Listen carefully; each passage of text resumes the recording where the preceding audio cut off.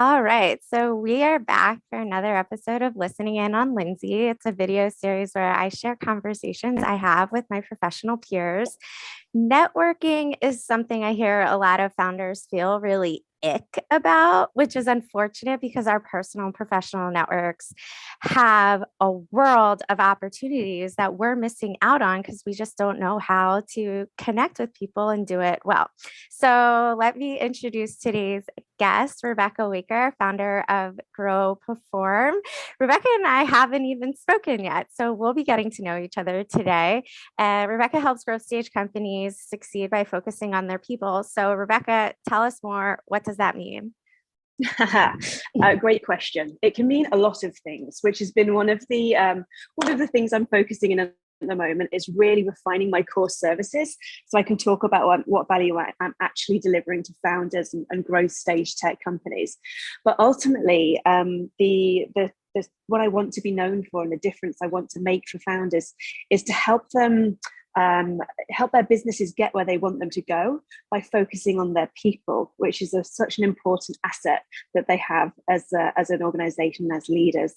I think when, Lindsay, in your world, where you're talking about product and product market fit, it's such obviously an important service that startups and founders provide.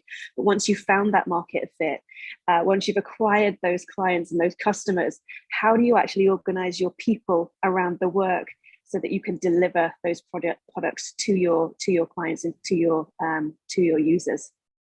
It's really interesting because I've been a student of the top 20 reasons that startups fail. Now, a lot of people in the industry don't want to talk about the failure stories, but I love the failure stories. Like, the more crying, the better. You put everything out there, you did it, and like, let's learn what we can take away from it. But in the top 20, it are that I think really have to, two or three that have to do with people. The two I'm remembering right now is like the losing passion and Mm-hmm. and not the right team.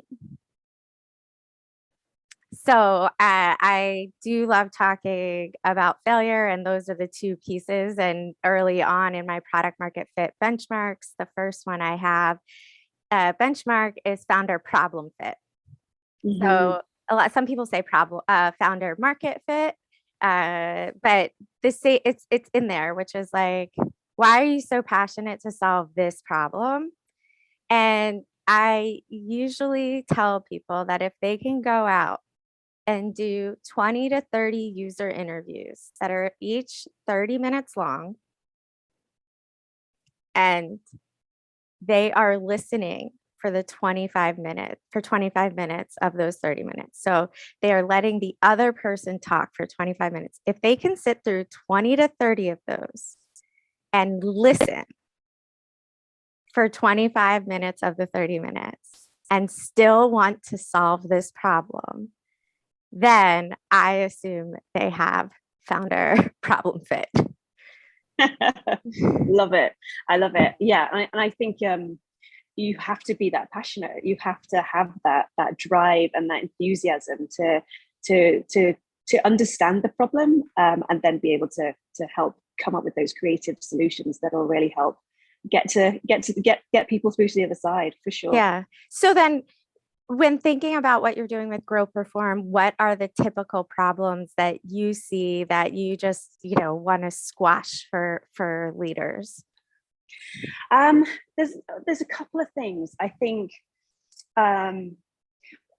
firstly, one of my missions at the moment is really to sort of to bust some of the myths around culture being a soft and fuzzy and fluffy subject, and really strip what culture means back to an organizational perspective and a human perspective, and think about how culture can really help the people in your organization and the people that you're serving come up with the most creative, innovative,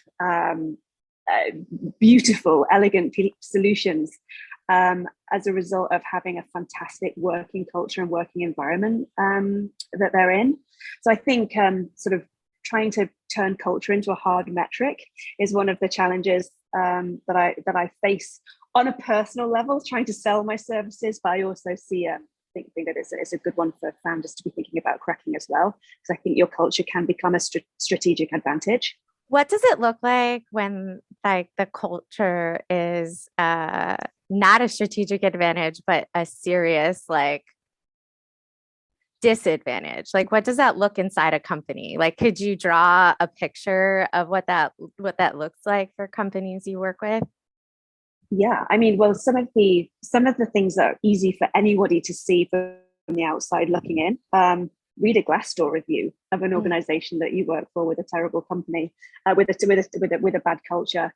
If people are thinking about applying for roles at organization, a quick Glassdoor Yeah. search will tell you whether it's an organization you went to be part of or not.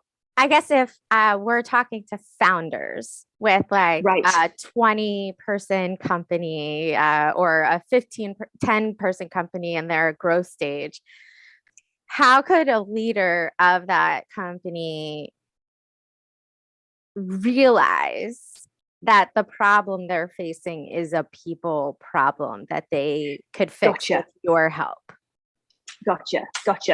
So I did an exercise recently with one of the startups, one of the growth stage startups I'm working, and I am working with, and I went in and took some pulse checks, if you like, with various members across the teams, different groups of the organization. So we took some product managers, some customer success, people in different pockets.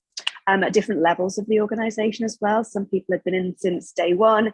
Some people were newer to the team, and asked them about what their experiences were like and how they were feeling and how well equipped they were to do their job and what sort of challenges they were facing, what they liked, what they didn't like, what gave them energy, what was holding them back. And the responses I got were really interesting. But there was one thing that came out from every pocket of the organization, from every level of employee that I spoke to. And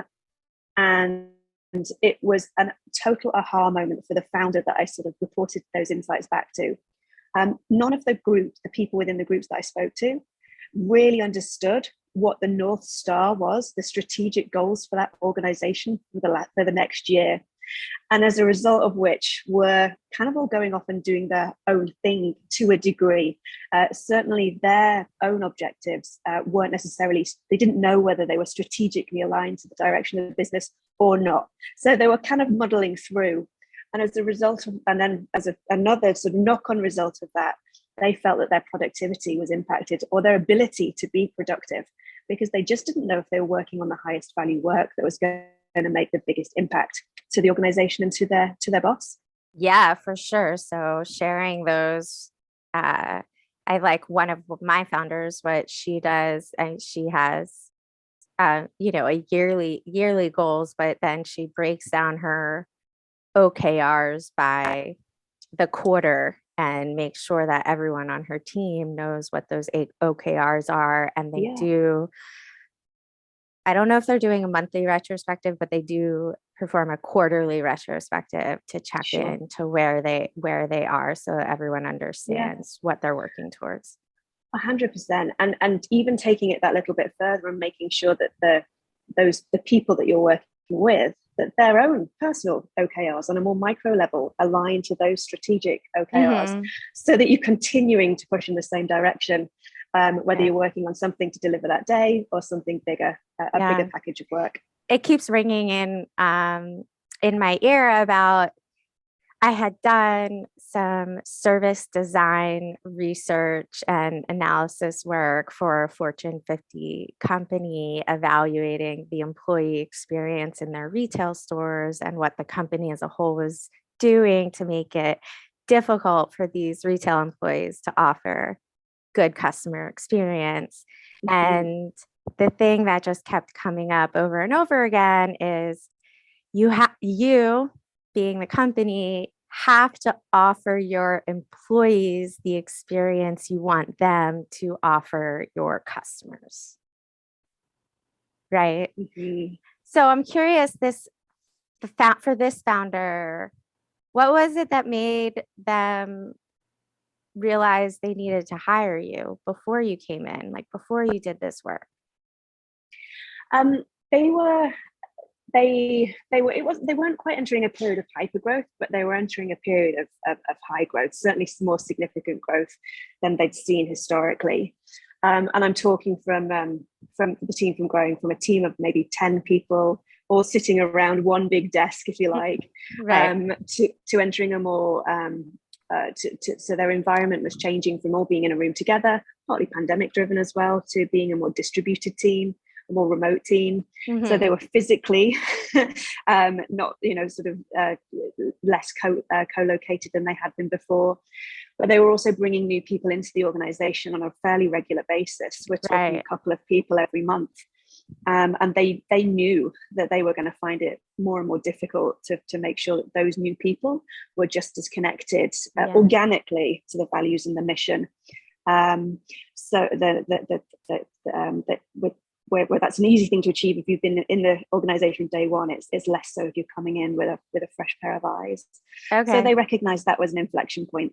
So it sounds like founders that are in a position, if they've fundraised, it's probably closing a Series A where they are about to double, triple their team. They probably also some signs, that's like one sign, or companies or teams that are changing the modality of their work. So Mm-hmm. hybrid, remote only, whatever. And then a third, it seems like it, and you haven't said it, but I would assume is like if you're having like high turnover and a hard time attracting and keeping talent. Absolutely, absolutely. And I am certainly a large proportion of the work I was providing last year was around talent attraction, Yeah. and an onboarding experience, so that you're getting the right people, the great quality people through the door, into your teams, attracting them in, and then helping them get up to speed and productive and contributing really, really quickly. Or That's shifted a little bit this year, actually. A lot of the problem market fit I'm finding through my founder interviews is around, okay, I've got this great team. I did a lot of work in hiring this great team and getting them, engaged around my vision. Now we're facing potential, more potential challenging economic headwinds, a bit of a slowdown. How do I retain the team, as you rightly mm-hmm, point out, and how do I optimize the return on investment I'm getting from this team? How do I mm-hmm, make sure they're aligned against the most high value work? How do I make sure that there isn't latent capacity within the organization? How mm, can I use, unlock as much potential for my employees as I possibly can, mm-hmm. whilst ensuring that they're thriving and having a great time Yeah. when they work for me as well. So that's I don't want to go too far down a rabbit hole, but I do want to ask, the past 6 to 12 months, we've seen a huge shift towards like the employees and the power balance. But with Mm-hmm. the economy slowing down, I've already heard of some companies doing small rounds of layoffs. Do you Yeah. think that's going to significantly change? And uh, what power are employees going to be able to keep versus, companies taking back? It's a great question, and I think some of it, if I'm take a step back and remove some of the emotion from it, which is hard to do if you're in the situation in the moment, but if we can, I think some of it is right sizing. Mm-hmm. There was a lot of investment out there, and a lot of investors that had a growth at all costs mindset. I just don't think that exists anymore, and I don't necessarily think it was healthy for it to exist. So, Mm-hmm. yes, you're seeing layoffs. In more cases, I'm actually seeing pausing of hiring. Mm-hmm. So where there was hiring happening, that's been put on hold, in favor of looking across the organization to see when what the talent is within the organization, Mm-hmm. and looking at retaining that and unlocking potential from within the talent that you've got at the moment. So I actually think if you're in a great organization, the employees actually still hold a lot of power, because the founders and great strong leaders are going to understand the benefit of retaining that talent. Because as we come through the other side of the slow growth or the economic headwinds, having a brilliant team around you is going to help you from a business resilience perspective. Sure, sure. So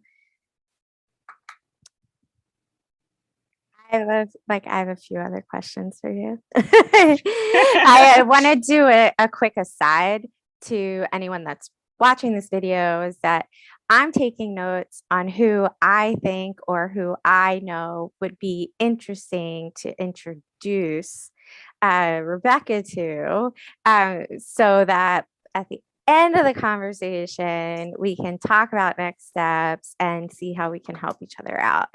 But who is, I guess, like, to ask you, like, your passion, to bring it back to that lost passion being a reason startups fail. Why are you passionate about this? Like, why are you passionate about team culture, people? And if it has to do with like any personal experiences, I'd love to hear them. It does. It really does have to do with personal purpose. I spent 15 years in corporate environments, large corporate environments, financial services, primarily technology and operations. I'm numerically dyslexic, so I was always on the on the people and the tech side rather than the front office side. So if you like, the theme that's run through my career has been the human side of business. And I, throughout all of those roles, I really, really refined and honed in on my personal purpose of helping people thrive, no matter what business, what their job is, what their role is, what kind of sector that they're in.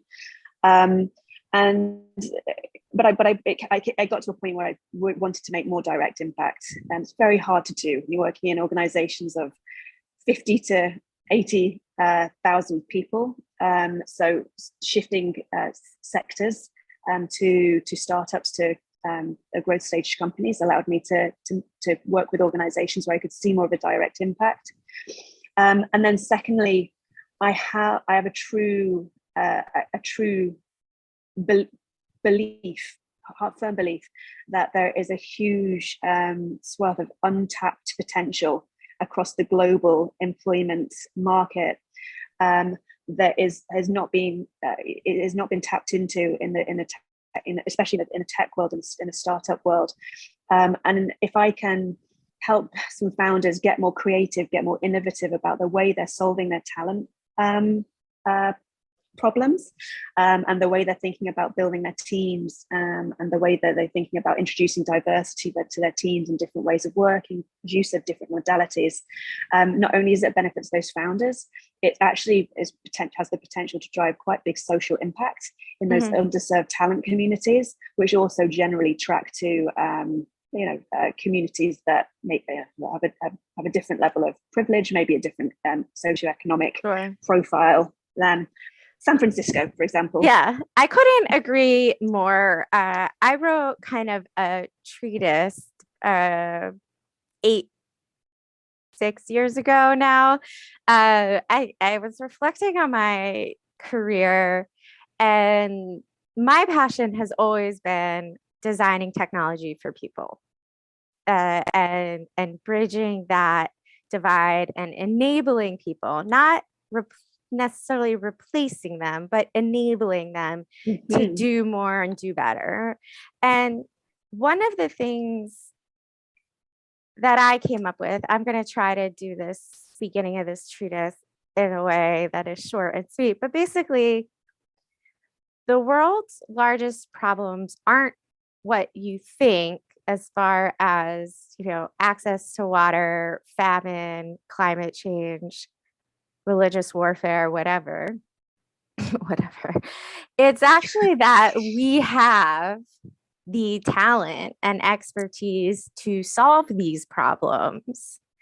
But the way that the modern workforce and the modern culture is set up, we're not getting there. And here's why, specifically what I see.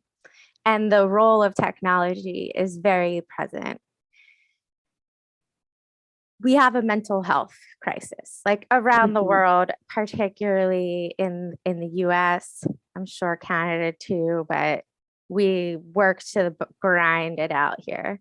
When people, but when people are happy and when people are calm, they can be happy. And when people are happy, they can be creative. Okay. Creativity can't come if a person is not calm and not happy. Mm-hmm. Okay. But our work environment has employees like one, ever since the 2008 economic crash, a lot of employees having the responsibility of two jobs instead of one. Mm-hmm. Technology has made it so we no longer have a 9 to 5 workday. It's 24/7 because you can, because everyone can get in touch with everyone. So then there's no time to rest.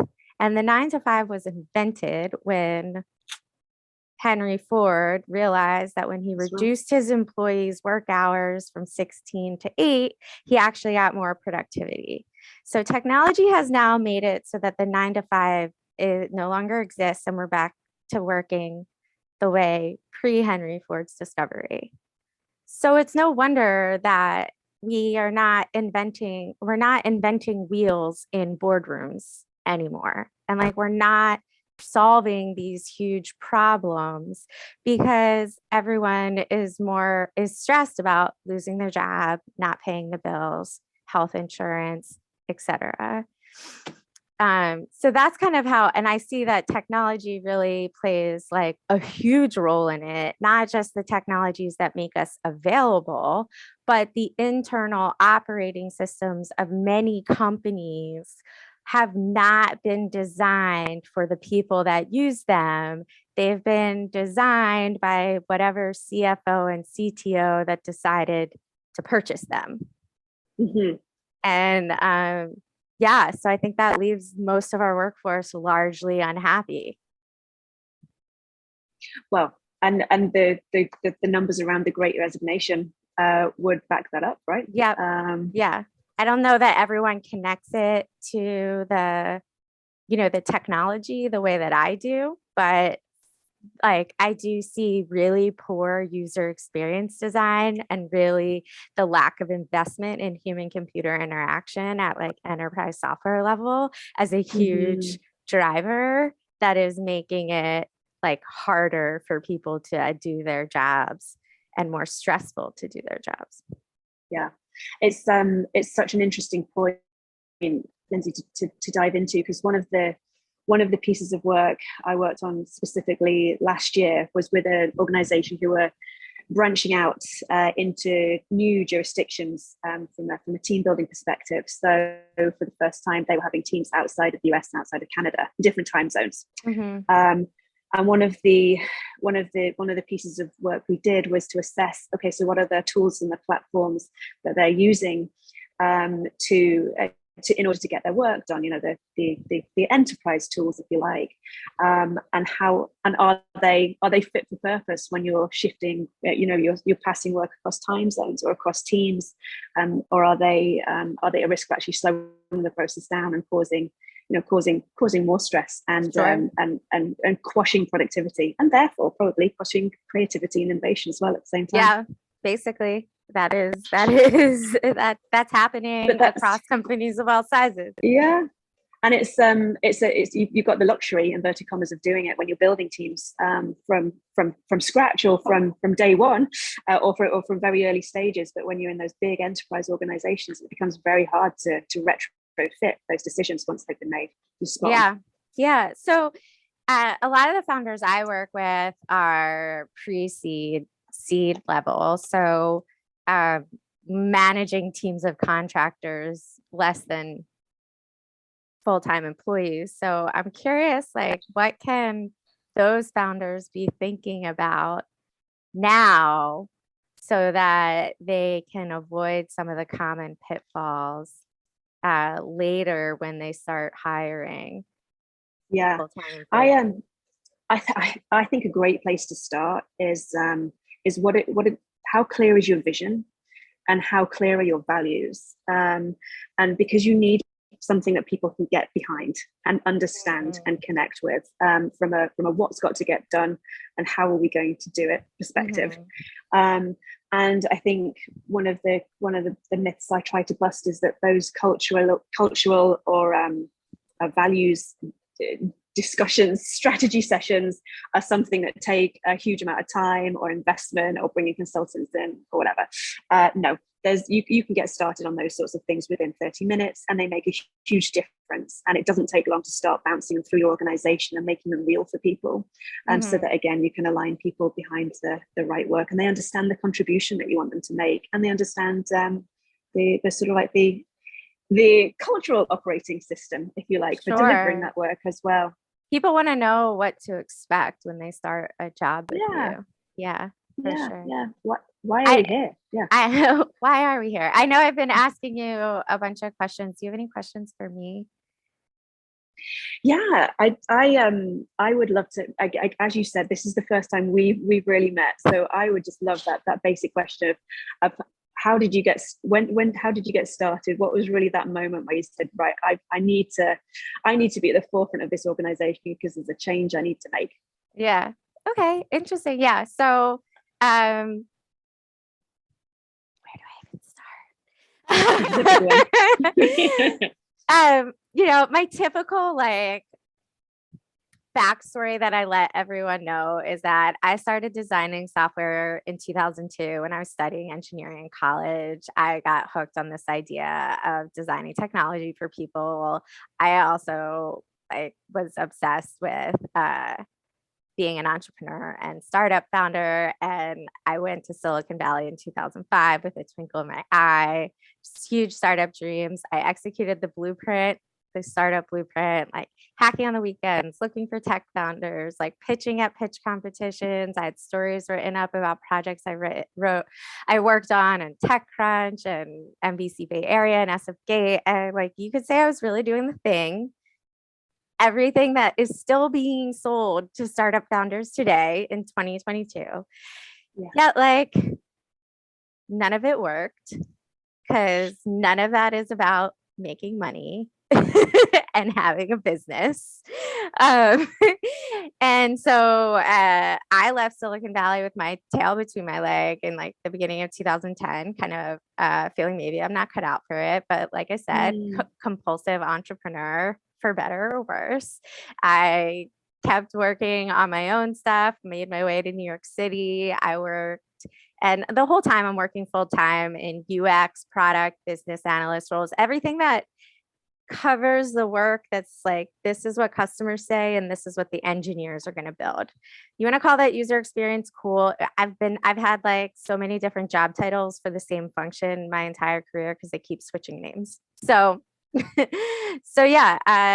2014, I set out on my own as like an independent contractor. And in 2016, I moved back from New York to Philadelphia. I started performing due diligence on behalf of investors. And I looked around and I was like, this is some bullshit. Like, I've been in Silicon Valley since 2005, and we still accept that 90% of startups fail.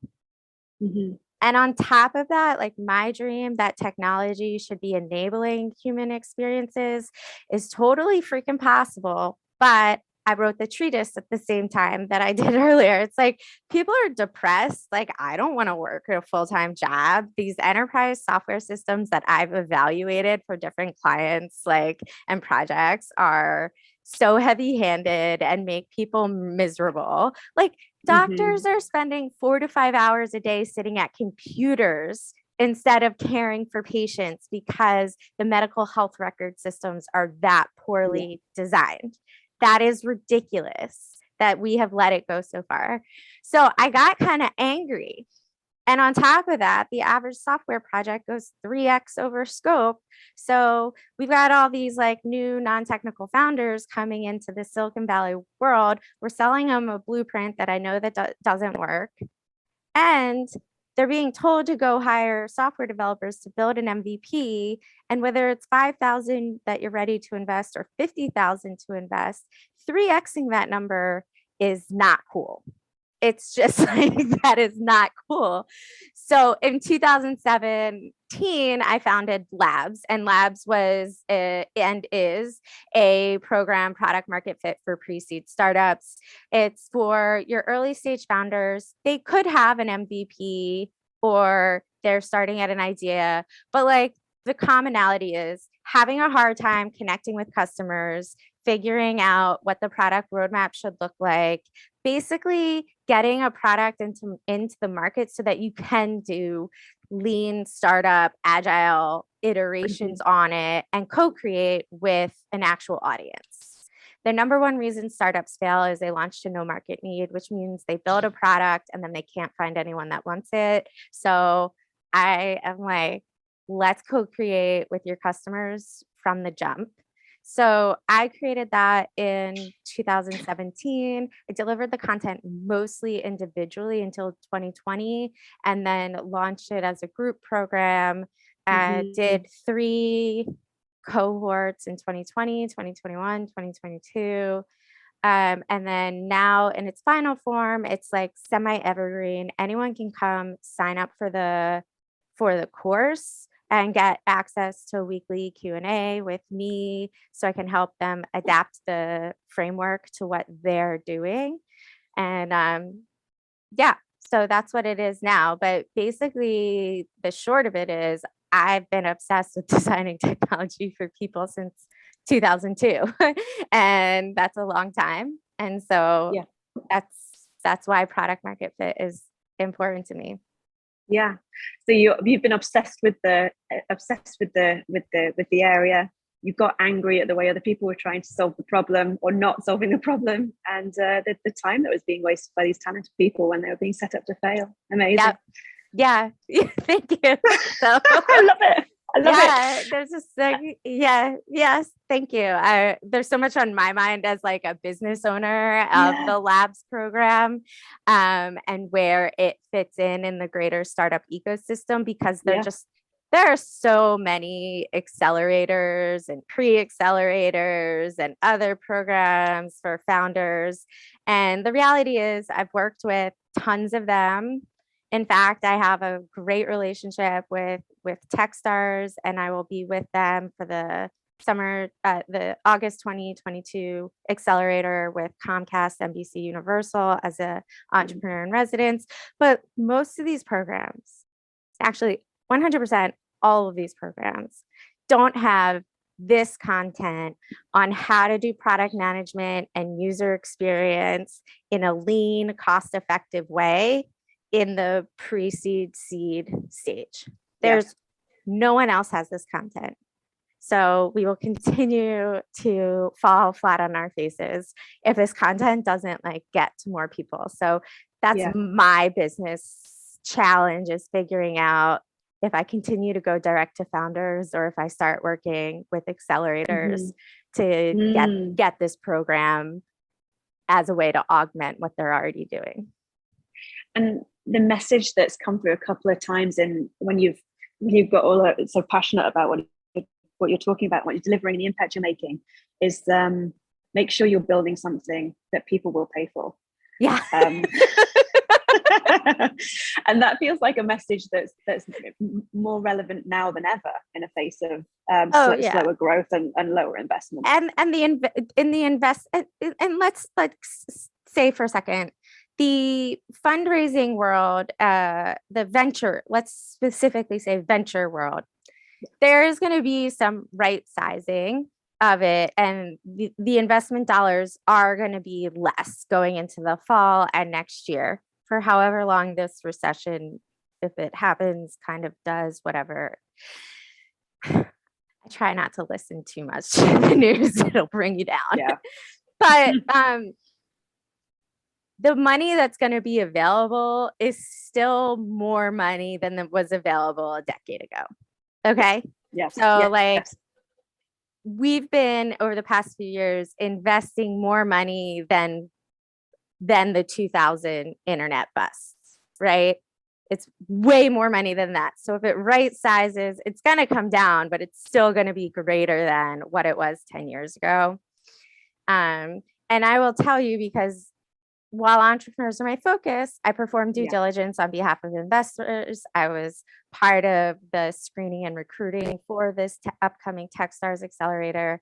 And the reality is that a lot of investors are tired of ad supported business models, because you being a founder, have to go acquire 50,000 to 100,000 users or more before you can start making money.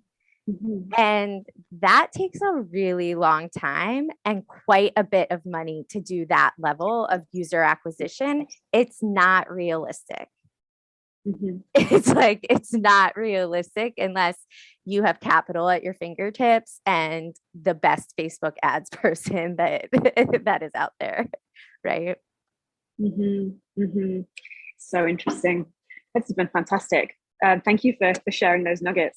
So, an aside again about networking, you always end the conversation with, is there anything I can do to help you? Are there any people that you would like to meet? Yeah. Well, my ideal client avatar is growth stage companies, probably post seed A. Think just coming through seed A, looking to grow their teams, or get more out of their teams in order to deliver on all of those promises they've made to their investors or their clients. And maybe thinking about preparing for Series B in a few years. So if you, I would love to be connected with any organizations that kind of fit that avatar that you think might benefit from a conversation, be it for discovery for my own purposes, so that I can really start having those conversations around problem fit, or it be a more direct conversation about what challenges they're facing and how I can help them. Those reciprocal conversations are really spot on. My own company, my most recent company, Grow Perform, is relatively new on the scene, from a branding and marketing perspective. So looking out, sort of following me, following us, and participating in some of the social and the content we're putting out there to help drive awareness and giving some feedback about whether it's landing or whether it matches the messages and themes you're hearing coming through from your sources as well would be really, really beneficial. Yeah, very cool. Okay. And we met through the Upside, right? We did. Yeah. So we should shout out Erin Halper and BeTheUpside.com, because that is a great community for 100%. Mostly women consultants. We do have a few men amongst us. And the one company I would love to put on your radar is something that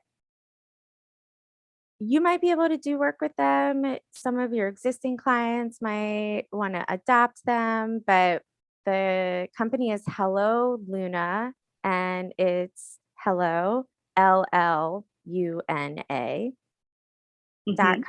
Great female founder here out of Philadelphia, and it is a workforce preference management tool.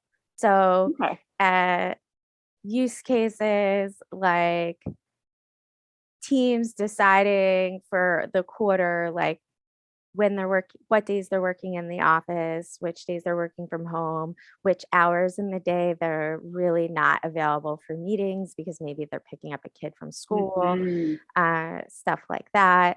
Then, if it's a more sophisticated organization doing trade-offs, like I'd like to work for 10-hour days instead of 5 8-hour days, things like that, how they want to spend their learning and development budget. So you kind of get this kind of work plan for the quarter that managers and employees can reference, and managers can see across their team preferences, so they can decide when team meetings are and like when they should have get-togethers and other things that help them optimize the management of their teams. Very cool. All leading up to that transparency across teams that really is fundamental to the trust that we have within organizations, Yeah. right? And a lot Mm-hmm. of managers just like aren't equipped to have these conversations that they Yeah. should be having in order to retain talent, you Yep. know? Absolutely. Mm-hmm. So, okay. Cool. So if there's like one social network that I can send people to find you, where would that be? LinkedIn. Let's LinkedIn. start with LinkedIn. Yeah. Yeah, you can find me, Rebecca Waker. I don't think there's many Wakers on there. And I'm um, looking at it right now and it really is like her username is Rebecca Waker. yeah, So you got it. I'll cool. keep it simple. Awesome. Awesome. Well, thank you so much for doing this. My And thank pleasure, you to Lindsay. everyone else that's watching this video. See you later. Lovely. Bye.